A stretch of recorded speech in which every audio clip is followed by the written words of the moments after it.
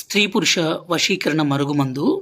ఈ మరుగుమందుతో మనం ఇష్టపడ్డ వ్యక్తిని, అంటే అమ్మాయి కావచ్చు, అబ్బాయి కావచ్చు, పూర్తిగా మన మాట వినే విధంగా మన వశం చేసుకోవచ్చు.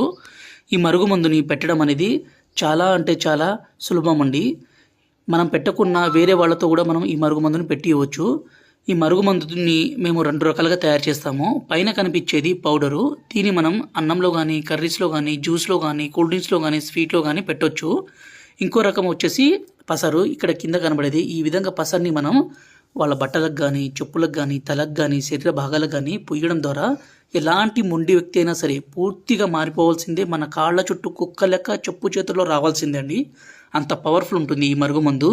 ఈ మరుగుమందు వల్ల ఎలాంటి చిన్నపాటి అనారోగ్య సమస్య కానీ, ఏ ఇతర సమస్యలు కానీ రావు. దీన్ని దయచేసి మంచి కోసం మాత్రమే ఉపయోగించండి.